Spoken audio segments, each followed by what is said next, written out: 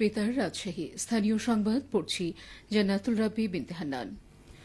বাংলাদেশের সঙ্গে বাণিজ্য ও অর্থনৈতিক সম্পর্ক আরও জোরদার করতে আগ্রহ প্রকাশ করেছে চীন। বাংলাদেশের টেকসই উন্নয়ন লক্ষ্যমাত্রা অর্জনে অব্যাহত সহযোগিতার প্রতিশ্রুতি দিয়েছে দেশটি। একই সঙ্গে বাংলাদেশে সোলার প্যানেলে বিনিয়োগের আগ্রহ প্রকাশ করেছে চীন। গতকাল নিউ ইয়র্কে জাতিসংঘের সাধারণ পরিষদের ৭৯তম অধিবেশনের ফাঁকে বাংলাদেশের অন্তর্বর্তীকালীন সরকারের প্রধান উপদেষ্টা ড মোহাম্মদ ইউনুসের সঙ্গে বৈঠকে এই আগ্রহের কথা জানান চীনের পররাষ্ট্রমন্ত্রী ওয়াং ই। ড মোহাম্মদ ইউনুস দুই দেশের মধ্যে সম্পর্ক উন্নয়নের ওপর জোর দিয়েছেন।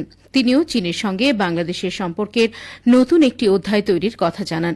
ড মোহাম্মদ ইউনুসকে চীনা জনগণের পুরনো বন্ধু হিসেবে আখ্যায়িত করে অন্তর্বর্তী সরকারের নেতৃত্ব গ্রহণের জন্য তাঁকে অভিনন্দন জানিয়েছেন চীনের পররাষ্ট্রমন্ত্রী ড মোহাম্মদ ইউনুস।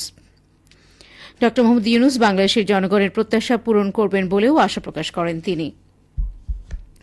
সনাতন ধর্মাবলম্বীদের সবচেয়ে বড় ধর্মীয় উৎসব শারদীয় দুর্গাপূজা যাতে নির্বিঘ্নে উদযাপিত হয় সেজন্য সব ধরনের নিরাপত্তা ব্যবস্থা নিশ্চিত করা হবে বলে জানিয়েছেন রাজশাহীর পুলিশ সুপার মোহাম্মদ আনিসুজ্জামান। গতকাল পুলিশ সুপার কার্যালয়ের সভাকক্ষে পূজা উদযাপন কমিটির নেতৃবৃন্দের সাথে এক মতবিনিময় সভায় তিনি একথা জানান। সভায় পুলিশ সুপার বলেন, এবছর রাজশাহী জেলার ৮টি থানায় মোট ৩০৭টি মণ্ডপে পূজা অনুষ্ঠিত হবে। আগামী ৯ অক্টোবর হতে ১৩ অক্টোবর পর্যন্ত শারদীয় দুর্গাপূজা উদযাপিত হবে। শারদীয় দুর্গাপূজা সুষ্ঠু, সুন্দর ও উৎসবমুখর করতে নিরাপত্তা ও আইন শৃঙ্খলা নিয়ন্ত্রণ সহ সার্বিক বিষয়ে রাজশাহী জেলা পুলিশ সর্বোচ্চ প্রস্তুতি গ্রহণ করেছে। এদিকে আমাদের চাঁপাইনবাবগঞ্জ সংবাদদাতা জানান, চাঁপাইনবাবগঞ্জে আসন্ন শারদীয় দুর্গোৎসবকে সামনে রেখে জেলা প্রশাসনের আইন শৃঙ্খলা সংক্রান্ত বিশেষ সভা অনুষ্ঠিত হয়েছে। গতকাল জেলা প্রশাসকের সম্মেলন কক্ষে জেলা প্রশাসক আব্দুস সামাদের সভাপতিত্বে অনুষ্ঠিত সভায় বক্তব্য রাখেন police super Rezaul Karim, ৫৯ BGB অধিনায়ক লেফটেন্যান্ট কর্নেল গোলাম কিবরিয়া। সভায় চাঁপাইনবাবগঞ্জের বিভিন্ন সরকারি দপ্তরের কর্মকর্তা সহ জেলার পূজা মণ্ডপের নেতৃবৃন্দ, পুরোহিত ও সুশীল সমাজের প্রতিনিধিরা অংশ নেন।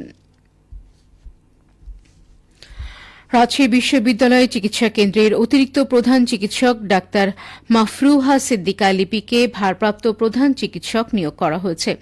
আজ বিশ্ববিদ্যালয়ের উপাচার্য প্রফেসর ড সালেহ হাসান নকিব তাঁকে এই পদে নিয়োগ প্রদান করেন। বিশ্ববিদ্যালয়ের জনসংযোগ দফতরের এক সংবাদ বিজ্ঞপ্তিতে এই তথ্য নিশ্চিত করা হয়েছে।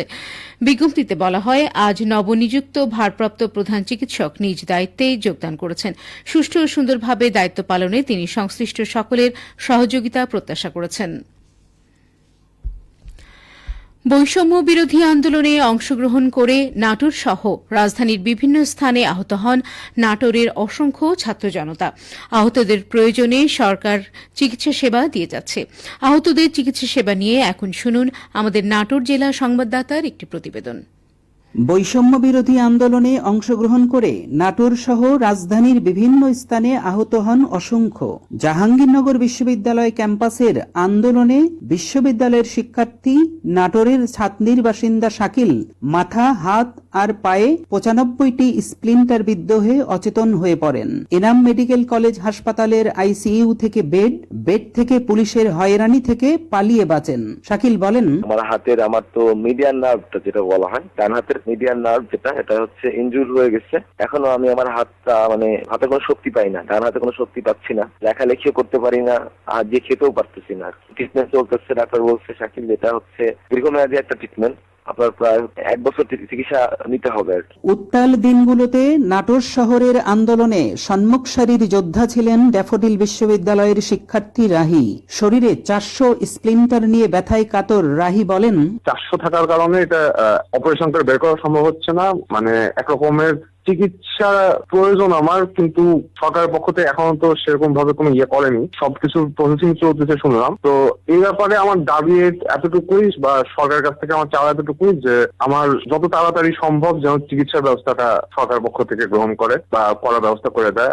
নাটোরের civil surgeon doctor Mohammad Moshiur Rahman বললেন, স্বাস্থ্য অধিদপ্তর স্বাস্থ্য মন্ত্রণালয়ের নির্দেশে একটি ডেডিকেটেড ইউনিট গঠন করি, যা বৈষম্য বিরোধী আন্দোলনে আহত ছাত্র এবং জনতার জন্য ডেডিকেটেড। এখানে আহত যে কেউ আমাদের সরকারি হসপিটালেও যেমন চিকিৎসা নিতে পারে, তেমনি হচ্ছে সকল বেসরকারি ক্লিনিক ডায়াগনস্টিক সেন্টারে আমাদের নির্দেশনা দেওয়া আছে, সেখানে তারা সেই চিকিৎসা গ্রহণ করতে পারে। আমাদের সদর হসপিটালে 5 সদস্য বিশিষ্ট একটি ইউনিট গঠন করা আছে, যেটা হেডেড বাই আমাদের যিনি সার্জারির হেড বা সিনিয়র কনসালটেন্ট ডক্টর আরশাদ, এবং সদস্য সচিব হিসেবে আমাদের আরএমও দায়িত্ব পালন করছে। বৈষম্য বিরোধী আন্দোলনে আহত সকলের যথাযথ চিকিৎসার কার্যকর ব্যবস্থা সরকার গ্রহণ করবে, এমনটা প্রত্যাশা সকলের। ফারাজি আহমদ রফিক বাবন, নাটোর জেলা সংবাদদাতা, বাংলাদেশ বেতার, রাজশাহী। শুনছিলেন আমাদের নাটোর জেলার সংবাদদাতার প্রতিবেদনটি। সবশেষে আবহাওয়া। আজ দুপুর 2টায় রাজশাহীতে তাপমাত্রা ছিল 29.2 ডিগ্রি সেলসিয়াস। এই সময় বাতাসে আপেক্ষিক আর্দ্রতার পরিমাণ ছিল 86%। রাজশাহী ও পার্শ্ববর্তী এলাকায় আজ সূর্যাস্ত সন্ধে 5:57। সংবাদ শেষ হল। আমাদের পরবর্তী সংবাদ বিকেল 4:05। সংবাদের পর আবার আমরা ফিরে এলাম রকমারি গানের আয়োজনমালায়।